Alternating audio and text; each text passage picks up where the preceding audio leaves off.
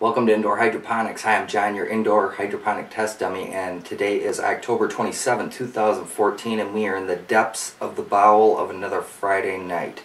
And by that I mean it's 9:14 p.m., approximately 1 hour past my bedtime. However, we need to talk about hydroponic seedlings and what I got going on in the grow room. I've got some lettuce ready to plant. I've got some tomato cuttings down there that are still alive.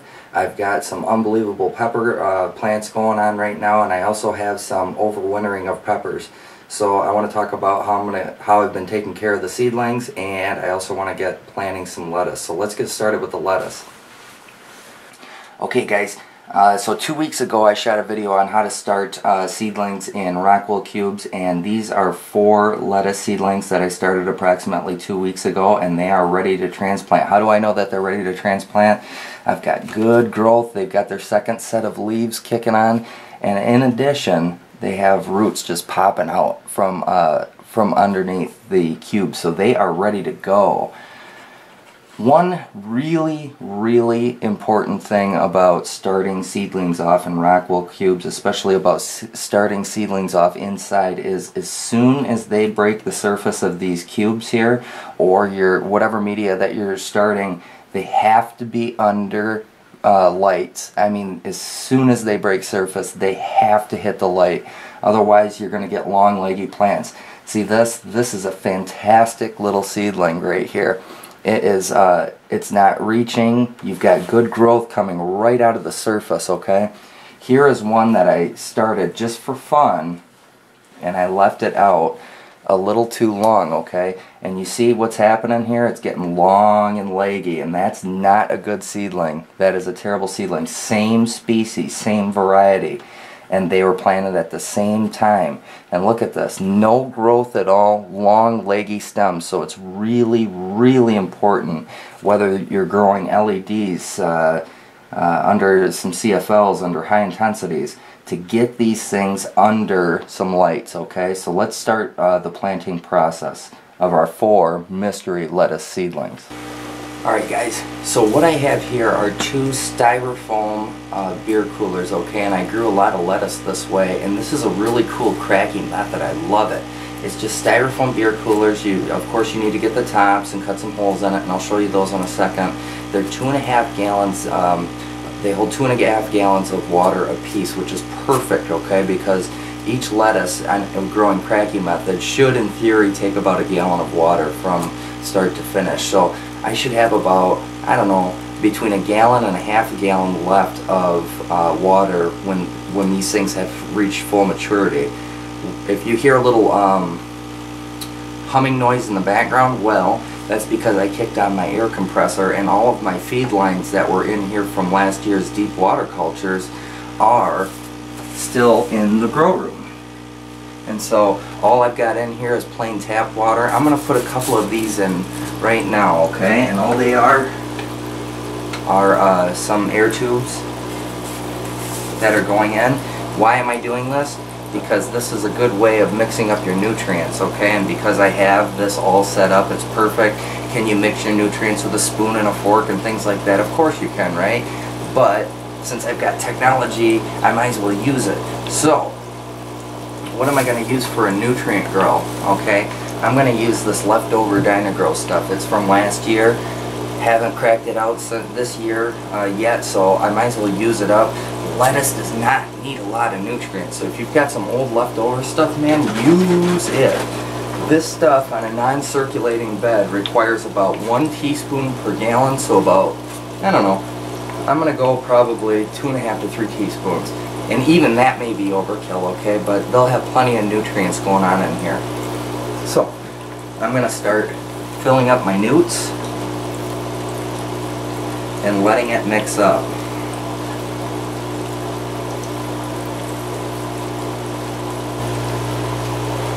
Okay, these things have been mixing up for a little while, okay, so the nutrients good and mixed up. I did forget to mention, you should probably line these styrofoam beer coolers, as they're not 100% leak proof.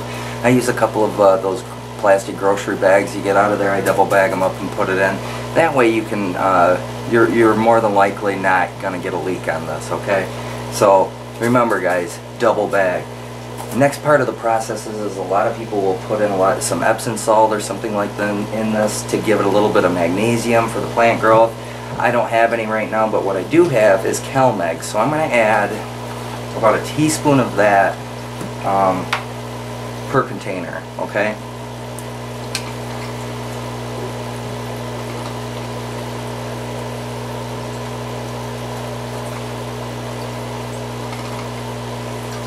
And you don't want to mix these at the same time, okay? You want to put your nutrients in first, and you want to have them good and mixed up, okay?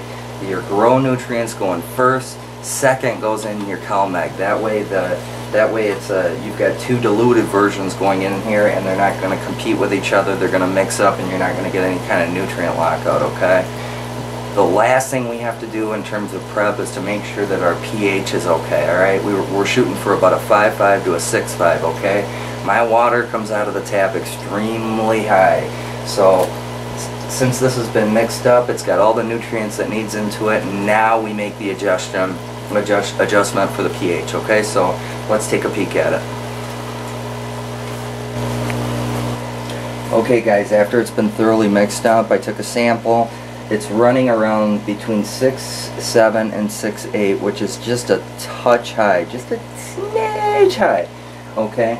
And so I'm just going to put a couple of drops of this pH down in each container. Literally drops, doesn't take a whole lot to bring 2.5 gallons of pH down, okay? So I'm going to put a few of those in, maybe do a quick remeasurement, and then we're ready to plant. Okay guys, so it's about 6.1 right now. I'm happy with that. That's perfect. That's right in the sweet zone for proper nutrient uptake. And so now all we have to do is start sliding our little fellas into these net cups here.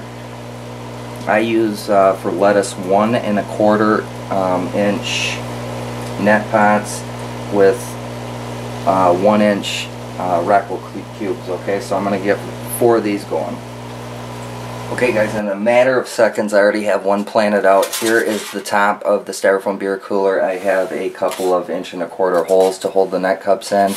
This is, of course, is inverted upside down so that it sits down into the nutrient. As the roots grow down, it's going to suck up the nutrient in the water, and the levels are going to go down, and the roots are going to grow down with it. Awesome. Kratky is awesome. So, pow. Pow. Done. I will not do a single thing to these until it's time to harvest. Kratky method, beer styrofoam cooler, awesome dude.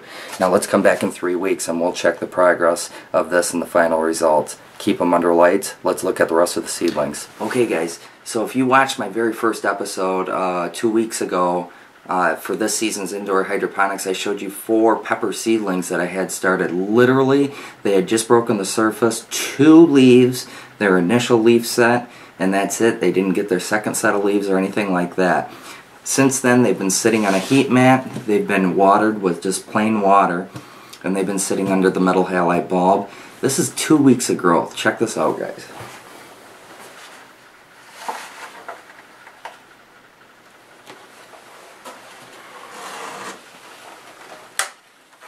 It's like they're on steroids. These things are fantastic. 4 plants, 3 different varieties. I'm going to talk about the varieties when I end up doing the plant out, but they're all bell peppers, and they look absolutely fantastic. I am not going to change a thing. What I am going to do is give them a feeding of some very diluted grow formula, and then I think in 2 weeks these things are going to be ready to get into their final home, okay, if you will. So really pleased with the pepper growth on these things. They just look amazing. On my very last video I did a how to propagate tomato cuttings, okay, so it's been approximately 1 week since I've done that process, and they're still alive, okay, so let's take a peek. They're not dead, they're not growing, okay, they're not limp and wilted or anything like that, but all that energy is going into that root growth. I'm hoping within the next week or so I'm going to see some better results here. there has been a little bit of drying around the edges of the existing leaves, so what they're doing, I presume, is that they're transpiring more than they're actually taking in, because there's no established roots here. So I've been misting them with some water every night type of thing, just to keep them going. They all look like this. I'm still pretty happy with it. I think they're gonna make it. So in a couple of weeks I'm gonna kind of do it, or not in a couple of weeks, in probably about a week, I'm gonna start fishing around the soil here to see if I see some roots coming through or out of the bottom. And last for the seedlings are my 3 tomato seedlings that I started approximately 7 days ago. And they've all broke the surface. This is a red ox heart right here. This is the Cherokee purple. The Cherokee purple is looking, I mean, these things are just flying already. And then this one is that super sweet hybrid cherry tomato, okay? So these obviously have a long way to go, but I'm happy to see that the germination has been just perfect. They've just been sitting in this container here with a lid on. I don't want to forget which is which here. Yeah, there we go. I also have them marked up pretty good here. So this right here, it stays on the heat mat along with my peppers, and that's all the seedlings that I got going on in here. And believe me, when these things start growing, it's going to take up a ton of room in here, but I think we'll be okay. Let's look at one more thing for this week. Guys, about 3 weeks ago, I topped some peppers off. I literally dug them out of the front yard landscape, just 2 plants, okay? Transplanted them into some pots here. Just giving them a little bit of water. I think at the time I gave them a shot of diluted 20-20-20, and I believe, guys, that they're gonna make it, because check this out. We've got new growths coming out, and that's exactly what it's supposed to be doing. Check that one out. See, there's the cut, and then out of the node, the closest node, is the next offshoot coming out, okay? And that's what it wants to do. It wants to keep on going. And these look even better. I mean, look at that. That's fantastic. Everything is coming in. These things are going to continue to grow. Look at that. There's some great new growth in there. Obviously, you can see the old leaves. They're all chewed up from the bugs. But all the new growth shoots that are coming off, this is making me happy, man, because I didn't think I was going to have very good odds with this, just given the fact that I literally pulled them with my hands out of the ground. I didn't dig them up or anything like that. I thought there would be, I probably took a lot of roots off with them, but so they're still stressed, obviously, but I think they're going to make it in here. And even more exciting is I'm going to have second-year plants. And these things are going to get really big come summer next year, so we'll keep an eye on those as the growing season continues indoors.